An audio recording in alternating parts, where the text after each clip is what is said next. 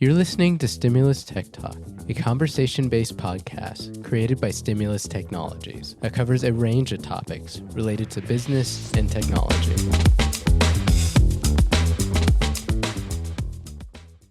Hello, and welcome to Stimulus Tech Talk. I am Sherry Lipp, Marketing Manager at Stimulus Technologies, and I am here with Nathan Whittacre, our CEO of Stimulus Technologies. And today we are going to be diving into the major hack that affected auto dealerships across the country. Welcome, Nathan. Thanks, Sherry, and thanks for everybody being here. So Nathan, to get started, do you want to kind of go over what happened here?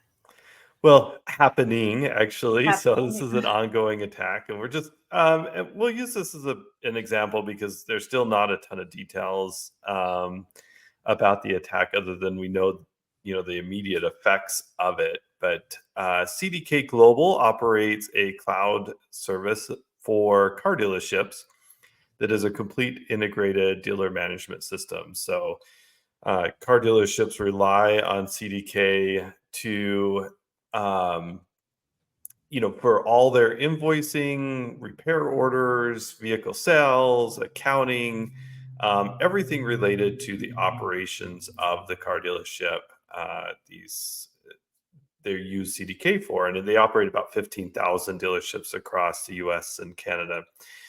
And this ransomware attack, is what we understand, compromised the core servers of the CDK infrastructure, taking down their environment. So, and this doesn't just affect CDK; it affects all 15,000 dealerships that weren't able to sell a vehicle, know what's wrong with the vehicles that might be in their service shops, take and create new repair orders.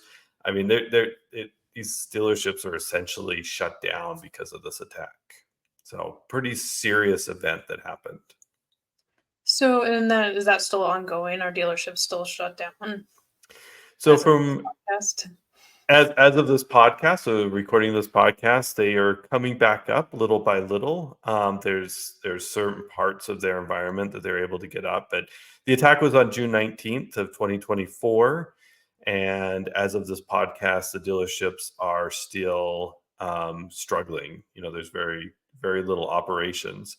The other thing that's part of this is these dealerships had a VPN connection from the dealership to CDK. And so there's appears to be some dealerships that also had ransomware events inside the dealership. So we don't know if it's directly related to the CDK attack or separate, but certainly a possibility that because of the virtual private network connection between CDK, the cloud company, and the dealership themselves, a threat actor, a hacker could get from the CDK environment into individual dealerships.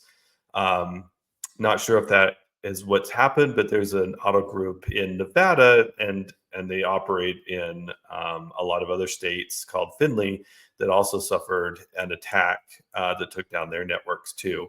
So it could be related. Don't know if it's exactly related, but they were a CDK customer, our CDK customer, and could be related too. So, and we could dive into what that VPN means and the issues surrounding that. And so what do we know? Do we know how this happened? What the vulnerability was or is? No, not a lot of details yet. I'm sure this will be forthcoming, just like the MGM attack about 6 months ago.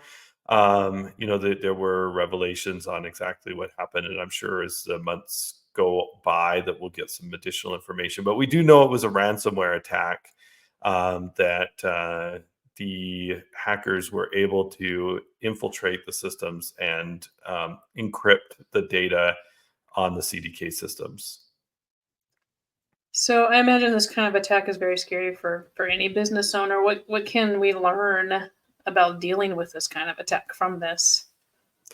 Well, I think there's two parts to this. Any business is susceptible to a ransomware attack. They're not the most prevalent today, as we had a webinar earlier this week, and if you want to check out that webinar, we posted it on our site.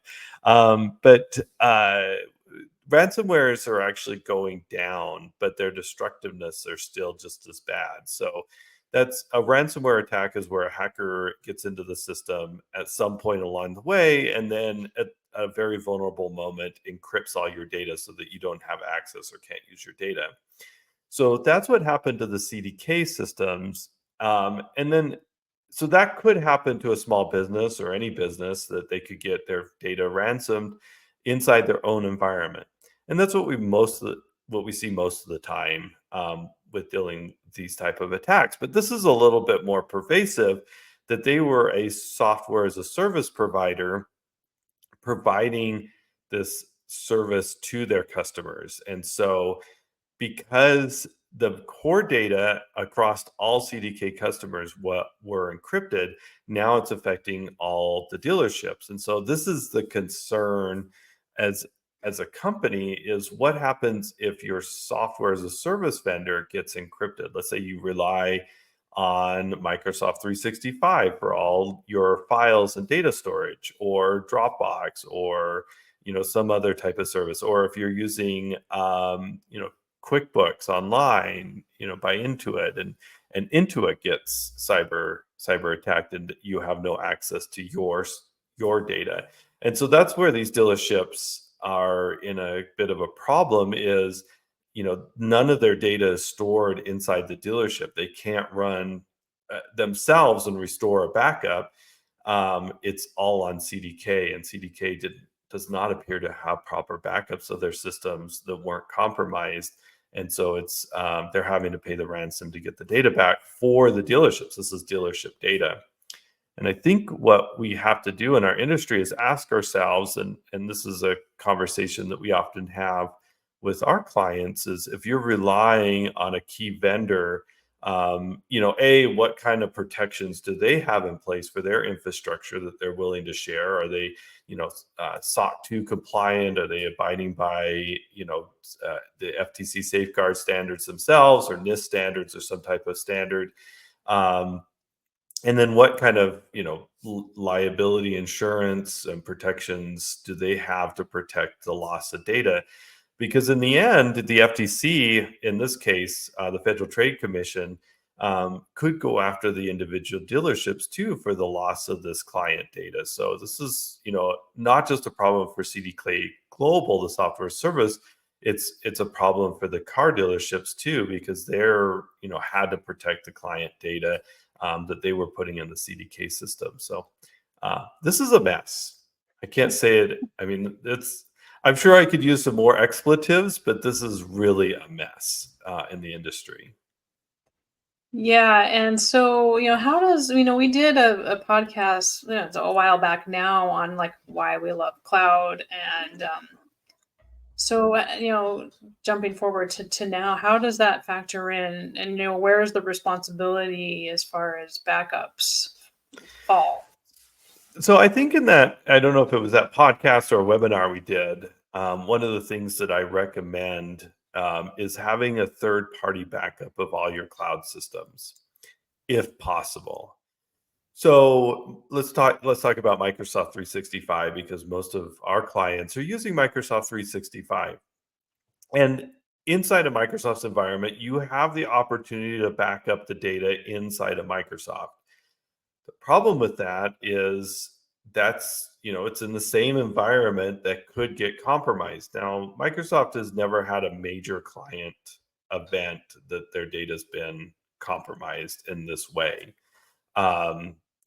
But I'm sure hackers would love to compromise Microsoft 365, figure out how to encrypt all of 365's data. That would be a huge ransom, I am sure. Or, Azure or Amazon Web Services, whatever it may be. So I think really the question you have to ask is, if that data goes offline, do you have a way independent of that software as a service provider's environment to get your data back?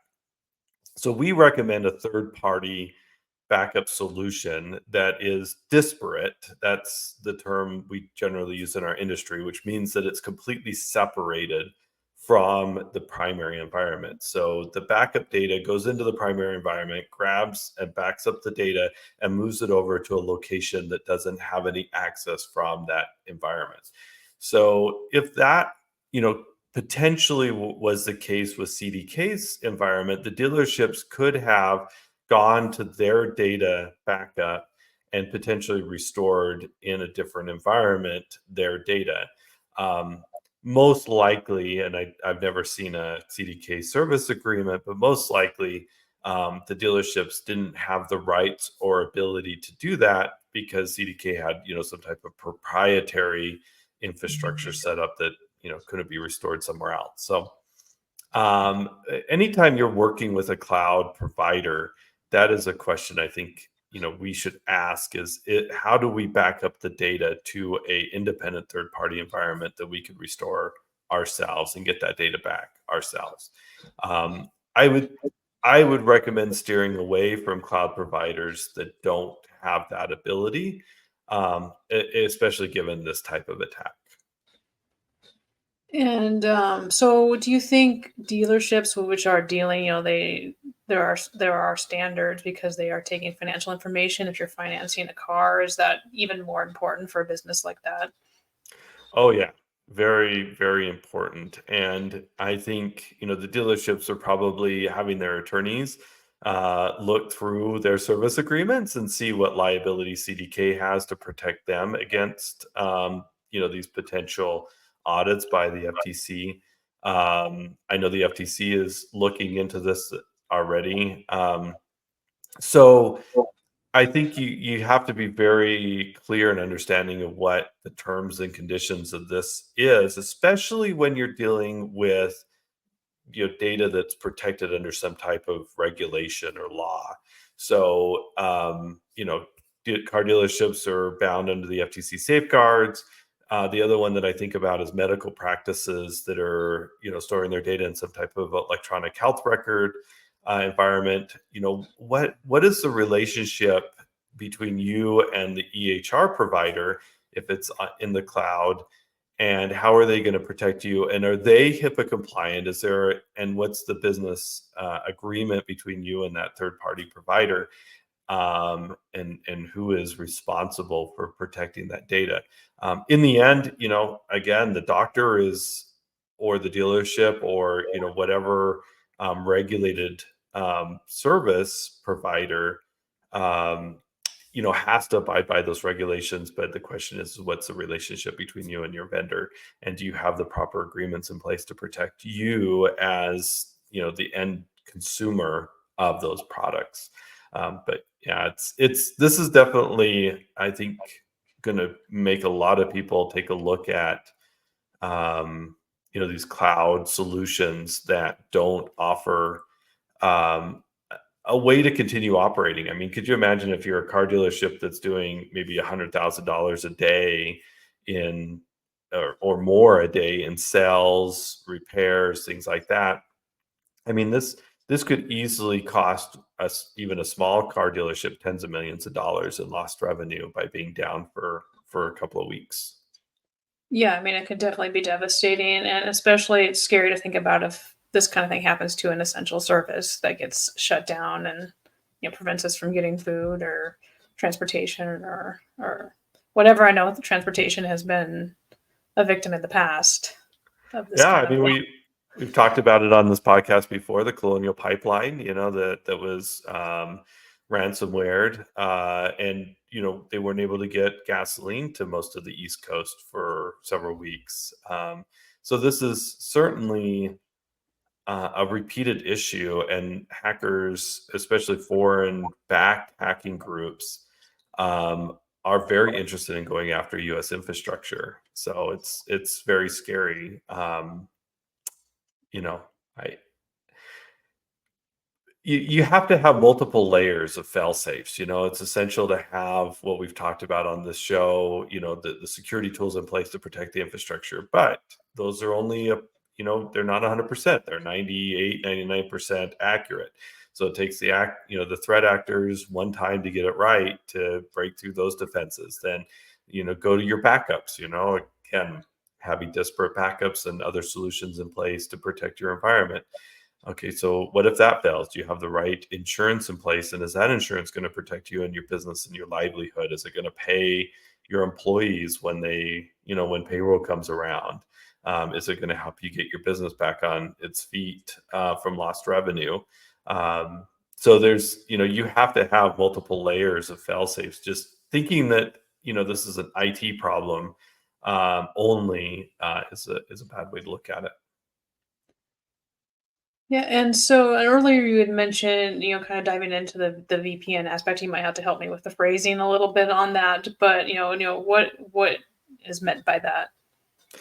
So this is a big concern. I think on this attack is a VPN, or virtual private network, is a protected conduit between one location on the internet and another location. So the internet, is once it leaves your office, it's on a public network. Your data is getting transmitted through a lot of different routers, and you don't have any real control over where that data is going on the internet. So what we do is we develop these VPN connections that encrypt all the data that's going back and forth between two locations, but it's a tunnel. We actually refer to it as a tunnel.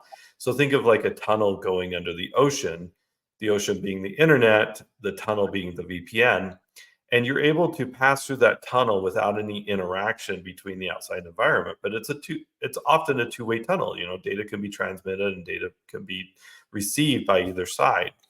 And so the problem with these VPNs to a third party like CDK is, if the third party gets attacked, the CDK in this example, the threat actors can get through that tunnel back to the dealerships and also encrypt any data that they have on the dealerships and perpetrate ransomware attacks on those dealerships. And so if you don't have proper protections in place at the dealership themselves or that third party location, or B, the backups necessary in the disparate systems, all the data could be compromised. And so I get very concerned about creating these private connections to third parties without significant security protections in place, because it allows those threat actors to get through to your main location. So I would, if you have a software vendor that's requiring you to do that, especially to the entire environment,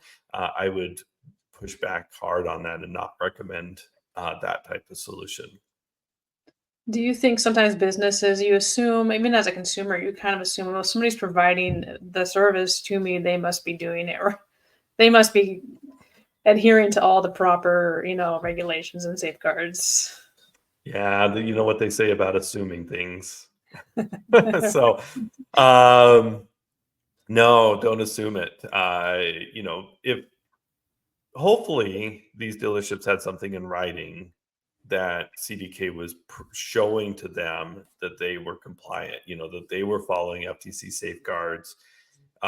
Maybe their environment was SOC 2, Type 2 compliant. They were abiding by some type of NIST standard. These are all standards that these service providers should be abiding by, but don't assume it. And you can go to those providers and say, show me your most recent SOC 2 audit.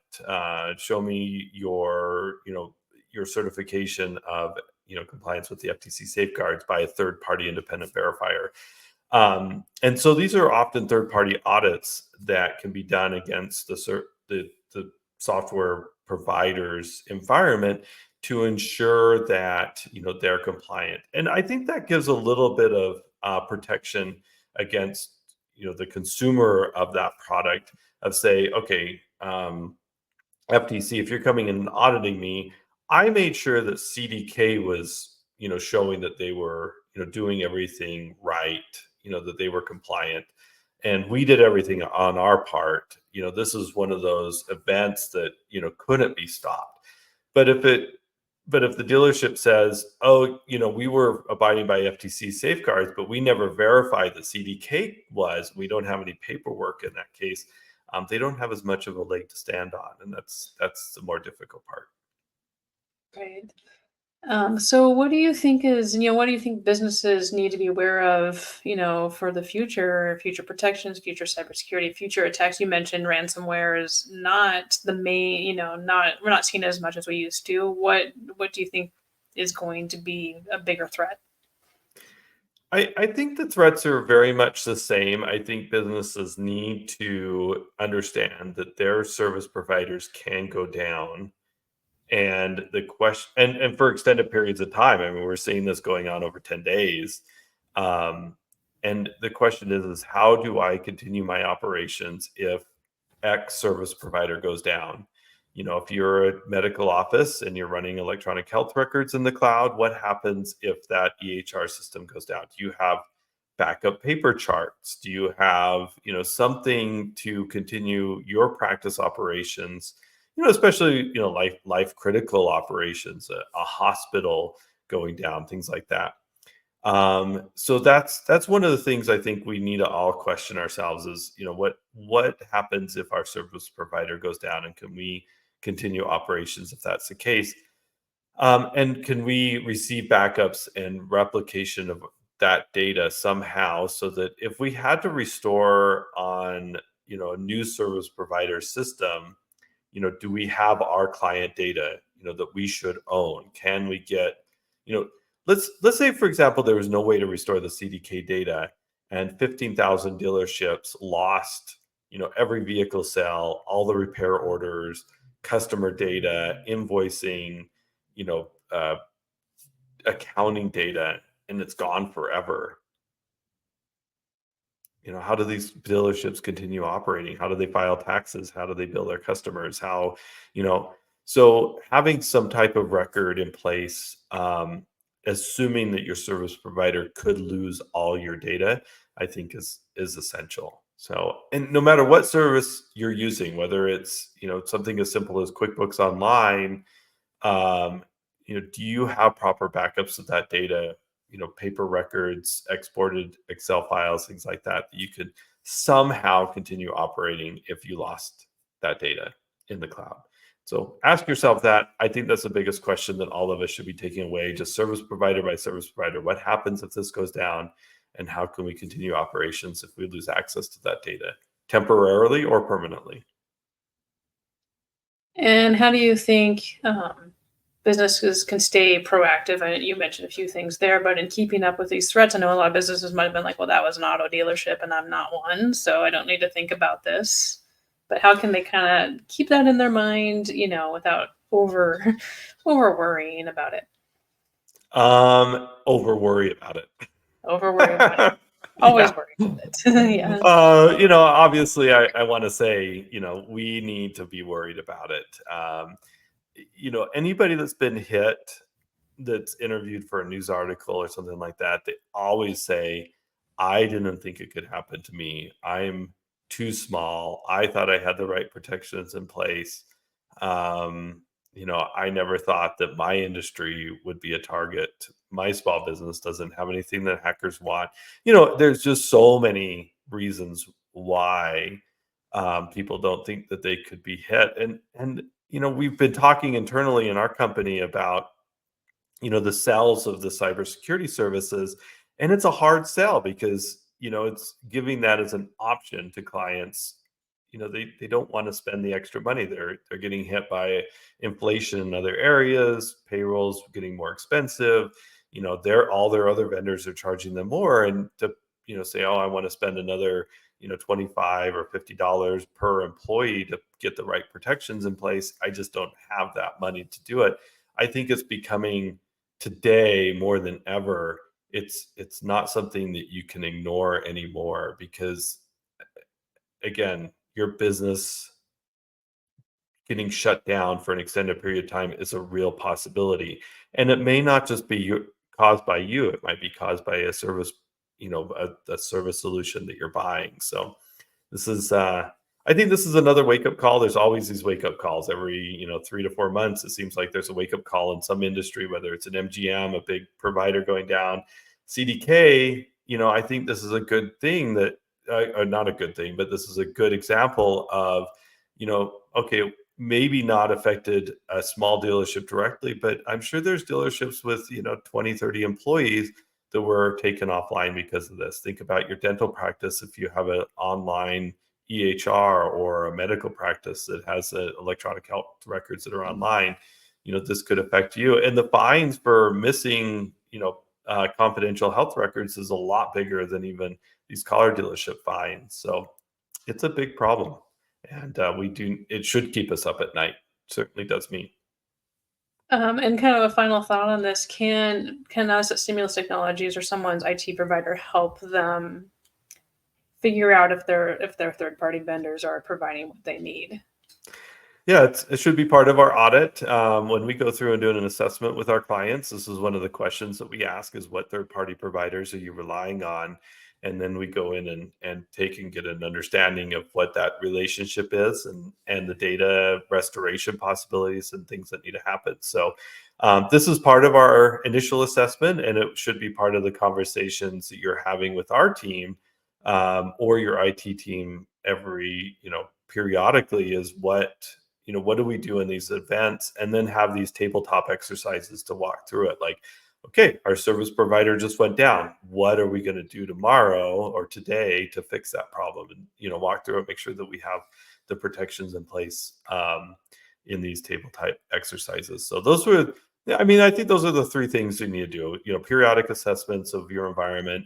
Have conversations with your IT solution provider, and then do these tabletop exercises of choosing these type of events and making sure that you have your procedures in place if they happen. Yeah, and hopefully we'll be able to come back and talk about exactly what happened and some of the causes at a future episode. But thank you so much for this information. I'm sure everybody's wondering about it. Yep, I appreciate it, everybody, for listening, and thanks, Sherry, for putting this together.